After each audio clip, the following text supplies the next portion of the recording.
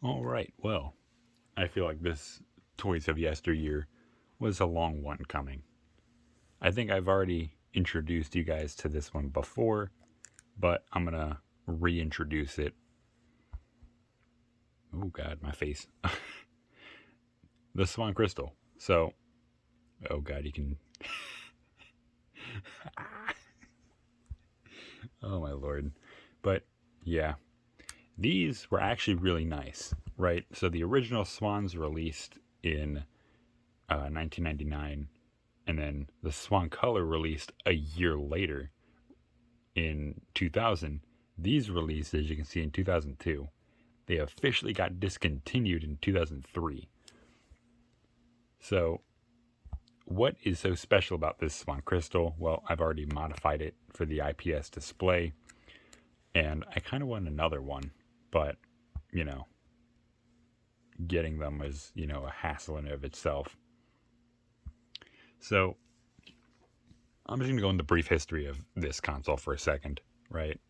So, the Swan Crystal the original Wonderswan was intended to compete with the original Game Boy. And then we realized in '99 the Game Boy Color was around and it had been around for a little bit longer. So when Bandai released the Swan, they realized they had to step up their game. So they released the Color. And then the Game Boy Advance released in like slightly after that. And they were like, "Oh no, we need to, up our game again." And then the Swan Crystal released. This has graphics comparable to the Game Boy Advance. However, well, yes, it does get a lot out of that single battery because we reach over here. This little thing here is actually just a battery compartment. And yes, if you lost this, you couldn't play your swans. So unfortunately, it was a minor design flaw. However, I think it's a wonderful idea, right? You need your battery cover in order to play your games. And then they had these really wide cartridges. I don't know if I have any on hand right now. Let me see here. Uh, oh, goodness. Oh, there's a cartridge cover. I have a cover, but no game. Ah. Might have been in the right bin. I don't know. Okay. Well, I couldn't find it, but these were what the cartridge covers looked like. So these came in every game, color, non-color, the black and white versions. These were all the cartridges, right? So they would slot in at the top and you'd pull them out from the back, right? Because there's this little wider area, you can just pop it out. And then they'd slot into here, akin to a Game Boy Advance cartridge. However, the actual fun part is these things got a lot of time out for that one battery. Looking on the Wikipedia, it says they had about 40 hours on the original, 20 on the color, and then 15 on the crystal. With the IPS display, though, you kind of pull a lot more power. Therefore, I think that time would essentially be cut down to about 6 hours or so, depending on how high the sound option is. Because, yes, you could also adjust the sound by a button rather than a dial.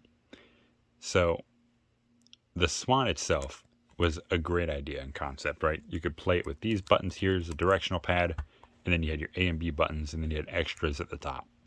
You could also play it like this, where you have directional pad here, these here, and that was pretty much it. There is a flaw with the design of the color and the crystal. I would have to draw it, but essentially, there are 8 small pads over the power button. There's 4 over the start button and 4 more over here on the sound button. The problem, if I had a piece of paper. Oh, where's that drawing book I had? Oh no, where is it? Oh, I just had it. Oh, there it is. Now I need to find a pen. Oh, nuts. Why do I do this to myself?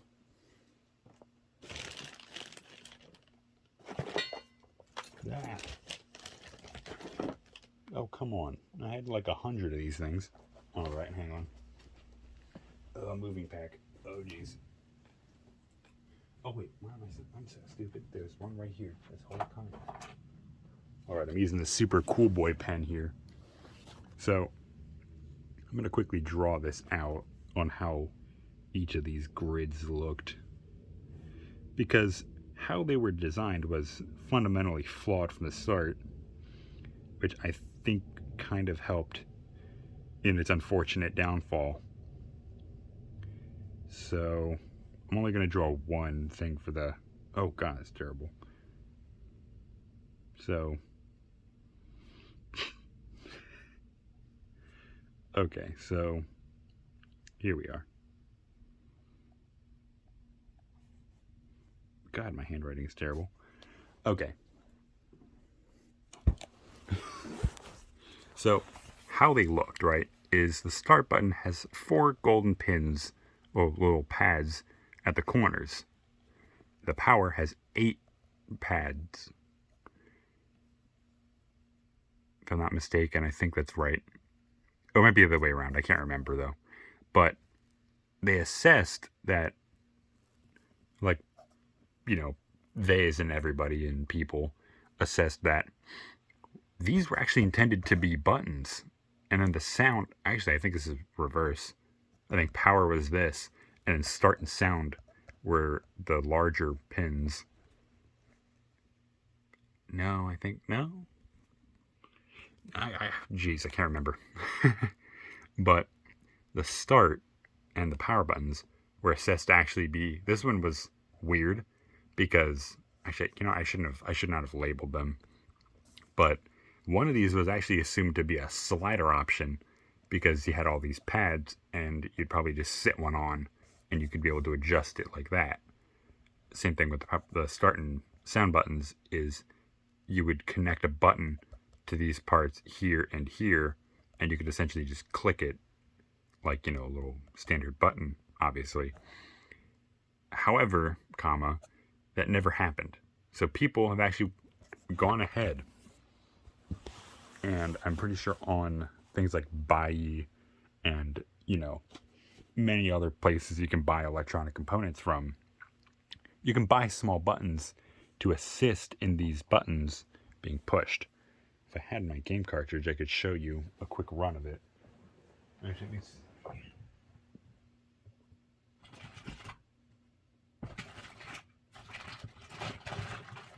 there we go. All right. Gonna open up a random little setup here.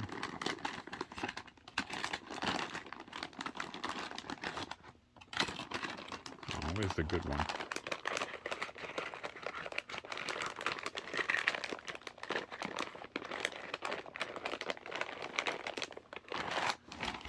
Dang it. Okay.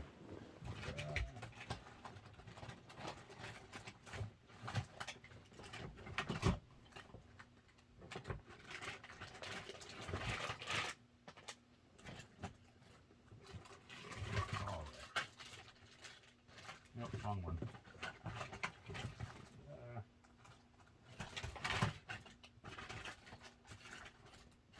Alright, screw it.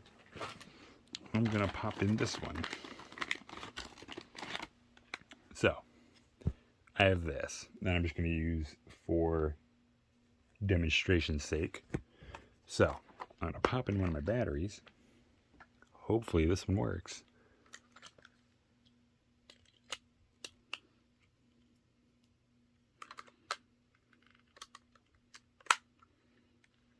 Oh yeah, I forgot. You need to actually have a game cart in to actually power it on.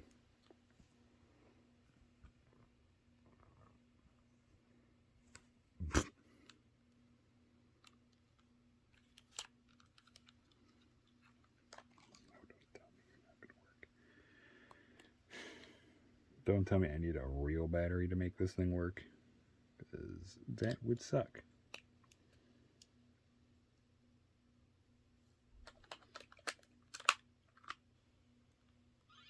Oh, there we go.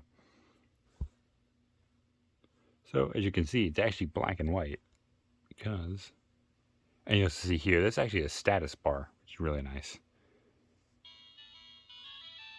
So, for legal reasons, I can't do that. But I can't read any of this. But yeah, as you can see here, right, you got your buttons going up and down. I actually don't really know the rules of pachinko, so I'm not going to play that. But anywho, there were other. Oh Lord, which one is this? I can't read. All right. I think it's Buggy Land. One Piece Buggy Land 2 or something.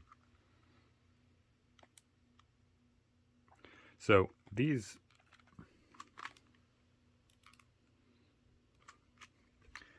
I keep forgetting that these cartridges are actually kind of a blessing and a curse in disguise because all their pins are exposed.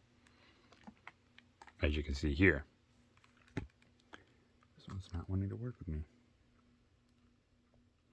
Which also goes to further exaggerate this issue of the buttons don't work most of the time. So you really rely on getting that. Okay. So you can see here, there would typically be like a little person icon there. That would generally mean you were playing something. But if it goes completely black like this, right, that means the game cart is not working. I know you're not supposed to do that, but we'll do it anyways.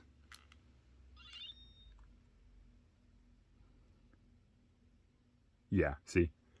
So generally, this thing here would actually, it would be there. If that's not there, your cartridge is dirty or the pins inside the thing are dirty. So, I don't know what any of this says, but basically, yeah, that's how it really, really worked. But that's also one of the big problems is over time, the buttons didn't work. So people tried making fixes. Somebody made a full little rubber gasket kit that you can put on each one of the pieces, like all the buttons and stuff. And you can kind of force it into working. I've actually seen a large majority of people actually soldering in physical buttons, putting the pads back on top, and using that. That might be the next step in fixing the swans, right? Recapping the boards is notoriously difficult because of how all of them are placed.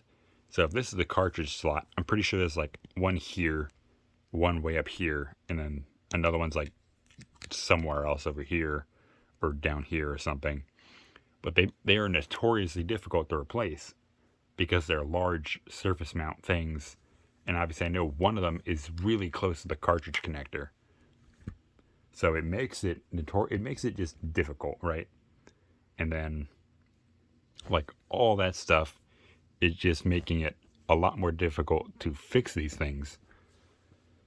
So I'm much like the Pocket Pikachu, I'm trying to see if there's an idea out there, right? I'm throwing out an idea to see if there's a possibility that if the board can be remade to essentially fix the issue and remedy that issue with smaller surface level components rather than larger, like the fucking massive capacitors they have. Somebody's already done it for the Genesis. Somebody I think has already done it for the Game Boy. There are obviously other companies out there that have basically rebuilt Game Boys that are better, if not, more advanced, circa Mod Retro and Analog Pocket. The Analog Company has actually done pretty good in relatively faithful recreations of consoles. However, Combat the Wonderswan is just one of those games that is just really, really complicated in its history, really complicated in its construction too, because obviously the black and white games were only available on the black and white one, and you can play them on the color, but you couldn't play color games in the black and white for very obviously stated reasons. But when it came to the crystal, there wasn't much a need to upgrade because they functioned identically the same.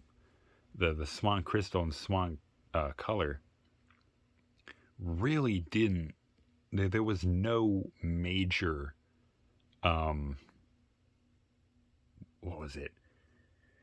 There was no major upgrade from the crystal to the color, which is why a lot of color Wonder Swans are still out in the market, but the Swan crystals are very few and far between. They're very, very incredibly hard to get.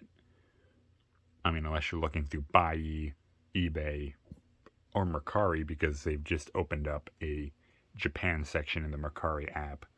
So, unfortunately, right, the Wonderswan Crystal is just one of those consoles that never really got the love or the respect it really deserved. And for such a great console that gave us games like, Blue Wing Blitz, Wild Card, and I think some of the original Final Fantasies, which is another big bummer because they had actually planned so much for the Swan Crystal and color, but they basically fell off so soon, right? They had, I think, Final Fantasy 3 planned. They made 4. They never made 3. They had a bunch of the other romancing saga games planned. And correct me if I'm wrong, but I heard from, Wayback Machine, etc., that they were going to do, I think it was, what was it? It was Secret of Mana or Sword of Mana on the Wonderswan as well.